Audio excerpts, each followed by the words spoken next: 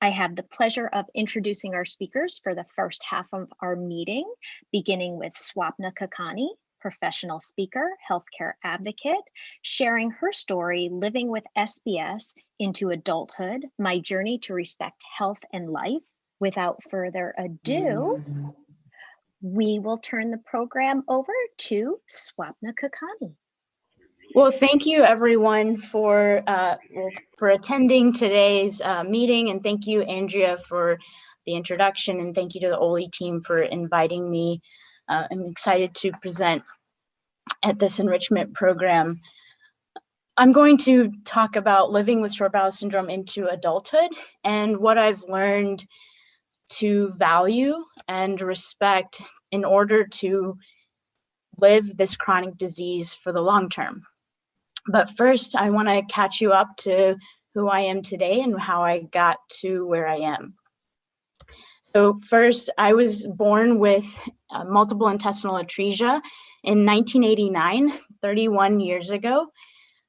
I immediately, on my second day of life, was diagnosed with the intestinal atresia through my first abdominal surgery at the pediatric hospital here in Alabama, and immediately then consequently diagnosed with short bowel syndrome. The prognosis in 1989 was unknown. The statistics and the data on TPN long-term was grim. It was actually the pediatric surgeon at the time that said, take each day as it is and be grateful for the days you do have. It was really my parents who, through their determination and hope, realized that this was not going to be the end of the world, but rather just the beginning.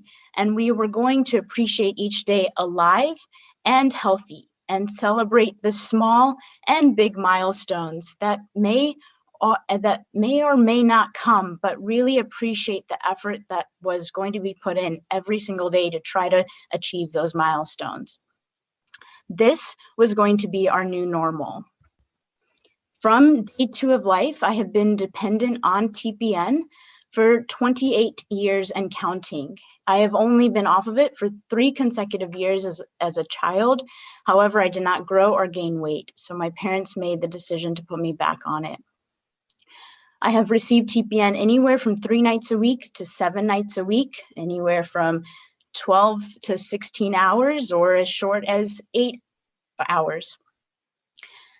I also have received enteral nutrition from day 2 of life for my first 20 years, 16 hours of the day, every day, 8 hours during the day, 8 hours at night.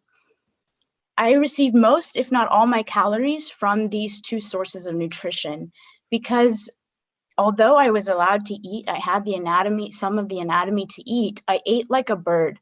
I ate the same meal out for hours at end, sometimes the same snack over a day's period, and then the same drink for days on end. I would drink half of a can and put it in the fridge and bring it back out.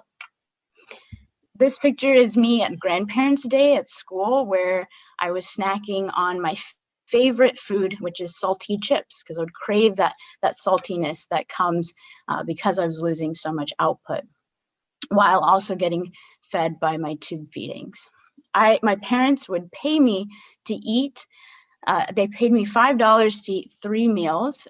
Back then, we thought that was a huge achievement, and it took me all the way until my 20s to get those $5. So they tried every tool in the toolbox, and nothing was a good incentive or really a good motive for me. Because I associated eating with pain, distension, diarrhea, or even just a lack of interest of eating, or not even wanting to eat. In my 31 years, I've had 31 central lines. Of these 31 central lines, 25 have been infected by either bacterial or fungal infections. But one of my favorite numbers is that it has been 5. I've had my current central line for the last 5 years and counting, and my most favorite number is that it's been 14 years and counting since my last central venous catheter infection. So many people will ask me, what's the secret? How do you do that? And I wish I could bottle it up and open it to the air from the top of the hill. But unfortunately, there's no perfect formula. I think we would all have written that down and kept it safe if we knew it. But I do believe, however, definitely in a strict regimen and being diligent in that. But I also do believe that is because our family has surrounded ourselves from around curious providers. And I've had to define curious for myself. Curious to me means the provider is willing to think outside the box and is empathetic and understanding to my good, bad, and ugly habits, as it is living with a chronic disease for this long. My case is, and will continue to be complicated. I need providers that are committed to that mindset and can take the punches as they come. So this has required us to find providers across the country and even discharge ourselves from certain teams or providers if they were not reaching our standard of care. So it came to me finding what I call my pit crew. My pit crew contains physicians, both GIs and surgeons, pharmacists with nutrition teams, dietitians, nurses, mental health professionals, a psychologist, and I go to PT regularly. This took years to garner, but these physicians or pharmacists, clinicians, they're all located in different states or even different cities. And thank God for the respect of telemedicine in the last year and a half, the visits to these providers has become a lot easier. I know that creating a team across the country was going to be hard and required more work on my part. But I was willing to make that commitment to make sure everyone was coordinated and that I could attend different appointments, because I feel like this is part of the necessity to live with short bowel syndrome in the long term. The other reason is my family. I cannot give a presentation, share the story without telling you about my family. I have an older brother and my mom and dad. It is my mom and dad who became more than just mom and dad from day one of life.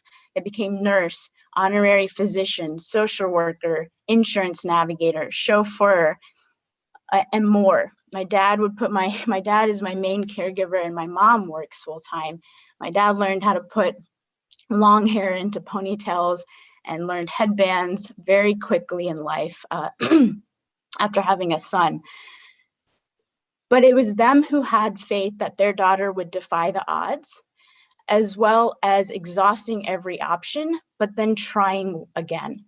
You have to understand, being born in 1989, I have been one of the first or part of the first cohorts that have experimented or experienced some of the initial treatments that we now see that have been really mastered and nuanced and well known as treatments for short bowel syndrome.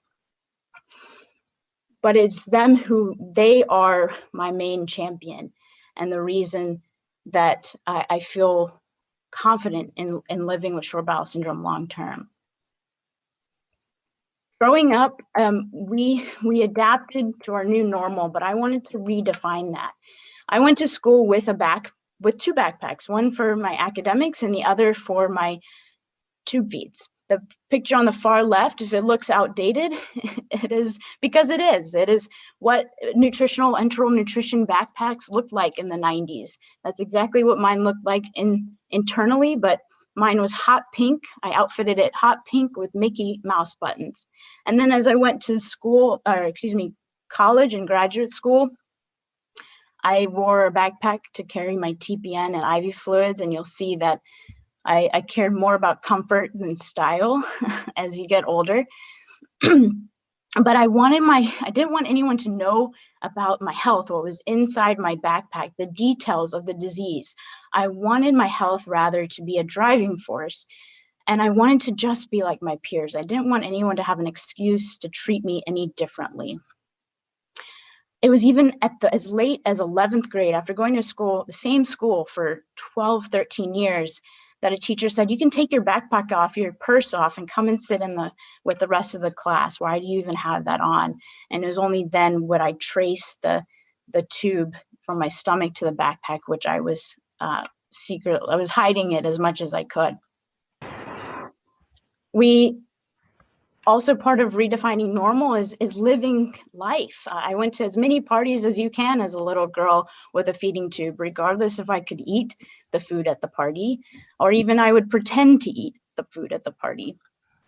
I participated in our cultural functions that were core to our community and our family, and did civic service work, our service work in the community, and chose Habitat for Humanity of all things, the activity that's outside, which will dehydrate me, requires physical labor and strength and stamina, but I loved it. I was not going to do anything else. So I tend to ask for forgiveness instead of ask for permission, but I would do it with my backpack on. We were going to defy the meaning of disease. And even if it meant extra work and maybe even frustrations, we were going to do it to be able to live life. And so we traveled around the country with my backpack on. I played tennis, took the backpack off just to play the game and put it right back on to hydrate, or run IV fluids after the game. We went to cultural gatherings and more, because this was part of me, but not going to define me.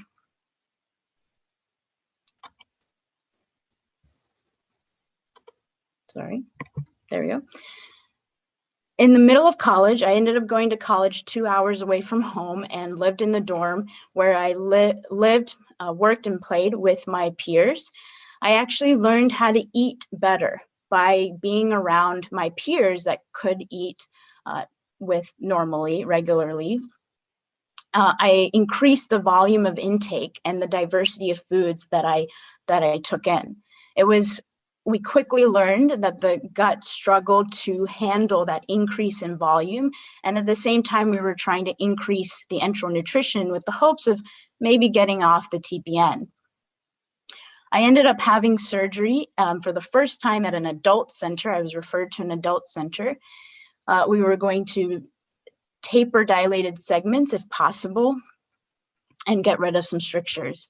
Unfortunately, there were complications, which then resulted in more surgeries and more complications. I had fistulas where my small intestines were connected to the large intestine, which was also connected to the skin, which were also all connected to the bladder.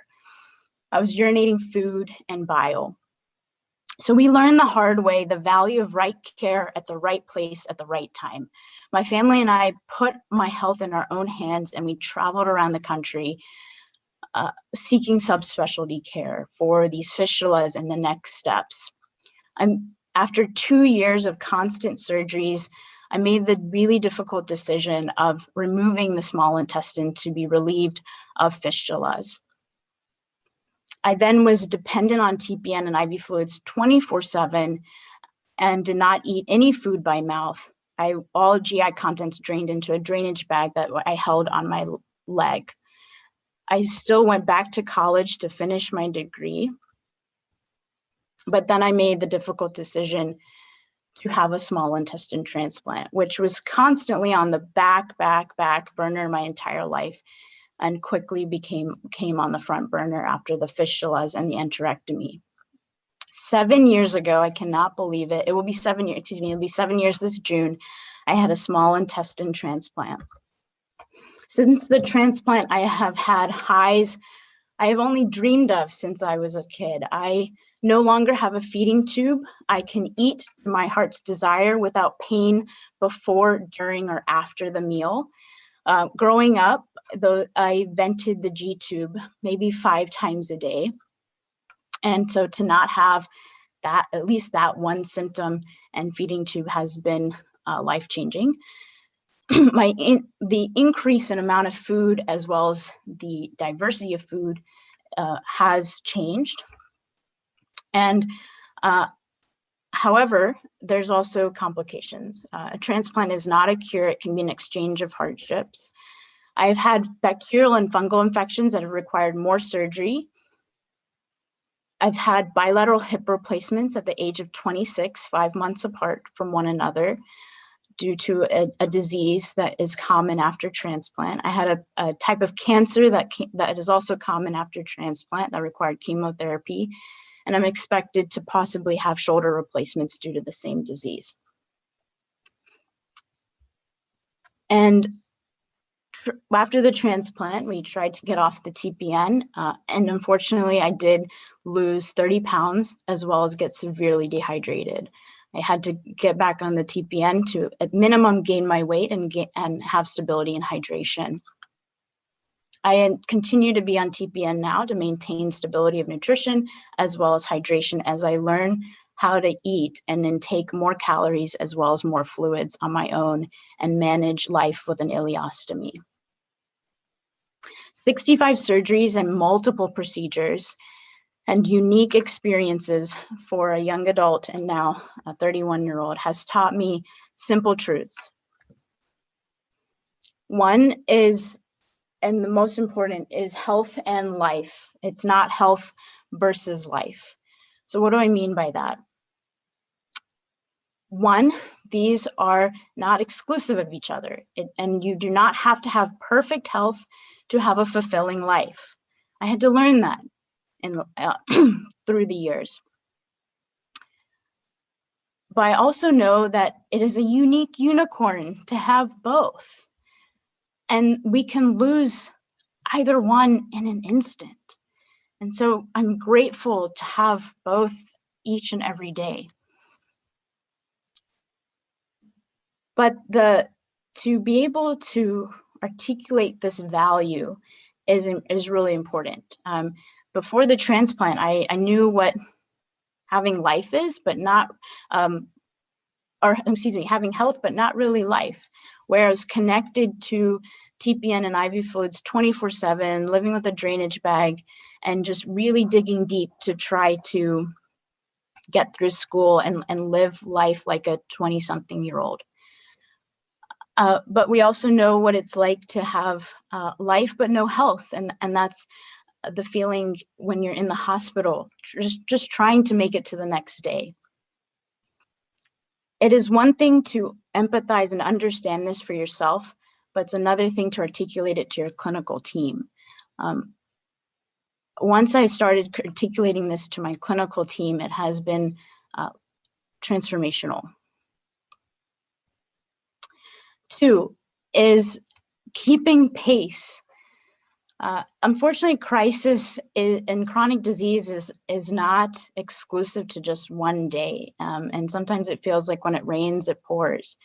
And then that's on top of what we just have to manage every single day, week, or month. This is an example of what I think about day to day, and the appointments and things that are required to maintain health. And my dad always says, do not just live for today, because he knows I run 100 miles per minute. But really think about what you need to do to live for tomorrow. Don't get burned out. So I've had to understand and accept that these things listed here, although frustrating and hard sometimes, are crucial to what it takes for me to thrive. And making this my number one focus is what gets me to tomorrow.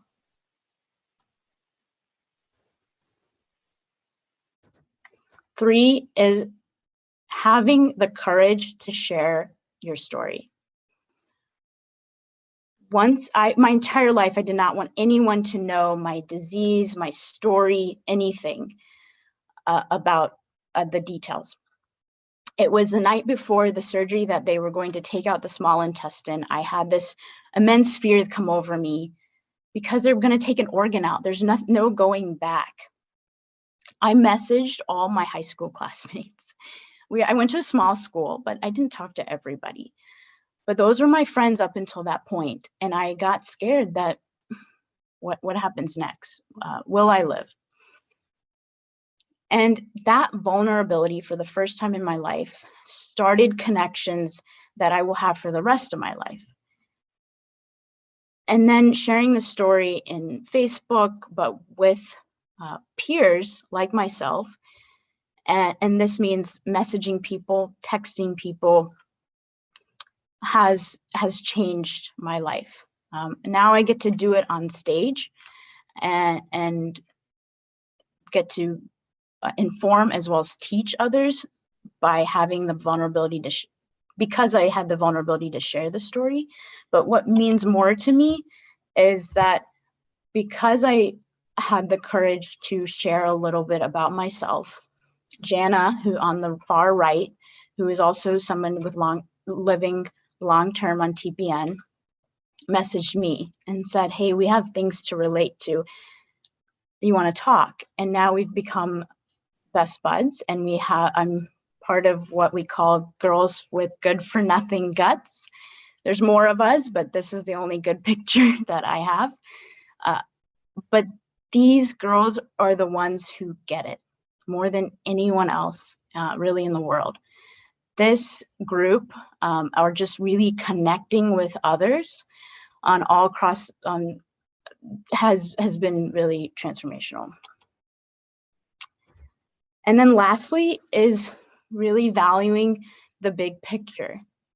On some of the toughest days, going back and valuing how far I have come gives me the adrenaline to keep on going and to maybe get out of bed when you feel not the greatest, or to dig deep. And so I encourage everyone to know what is your big picture. Thank you.